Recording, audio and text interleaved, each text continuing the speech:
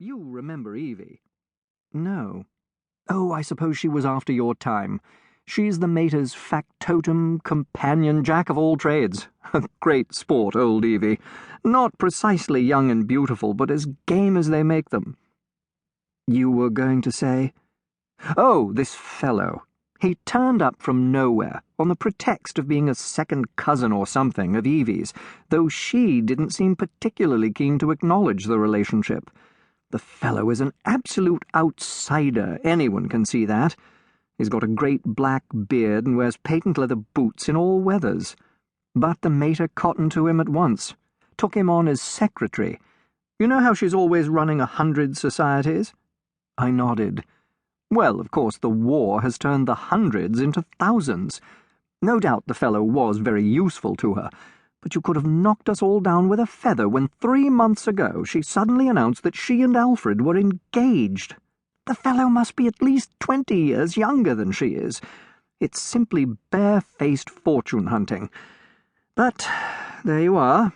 She's her own mistress, and she's married him. It must be a difficult situation for you all. Difficult? It's damnable.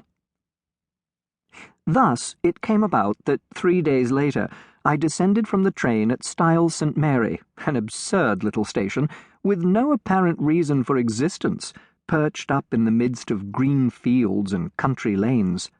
John Cavendish was waiting on the platform and piloted me out to the car.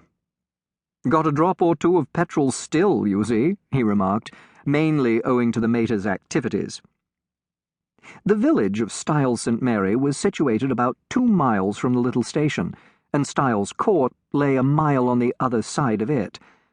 It was a still, warm day in early July.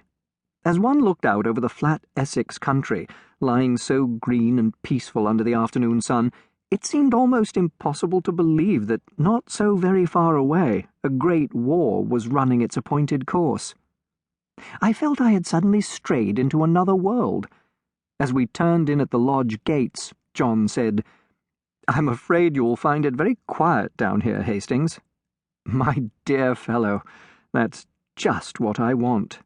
Oh, it's pleasant enough if you want to lead the idle life.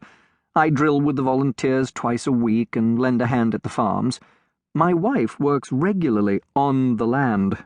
She's up at 5 every morning to milk and keeps at it steadily until lunchtime.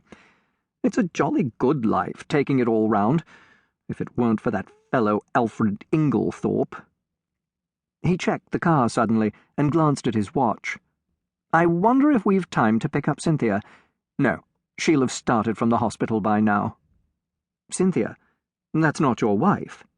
"No, Cynthia is a protégée of my mother's, the daughter of an old schoolfellow of hers who married a rascally solicitor.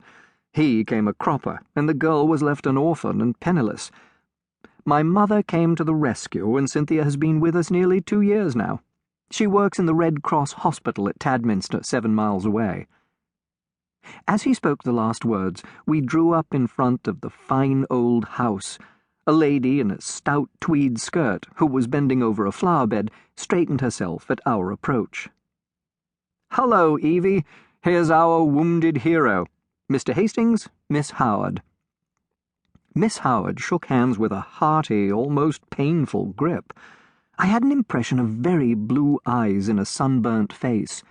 She was a pleasant-looking woman of about 40, with a deep voice, almost manly in its stentorian tones, and had a large, sensible, square body, with feet to match, these last encased in good thick boots.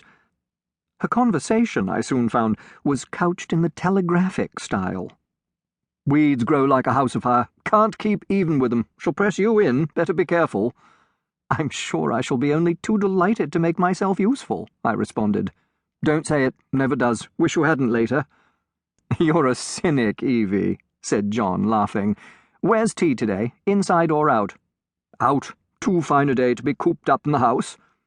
"Come on, then. You've done enough gardening for today. The labourer is worthy of his hire, you know. Come and be refreshed." "Well," said Miss Howard, drawing off her gardening gloves, "I'm inclined to agree with you." She led the way round the house to where tea was spread under the shade of a large sycamore.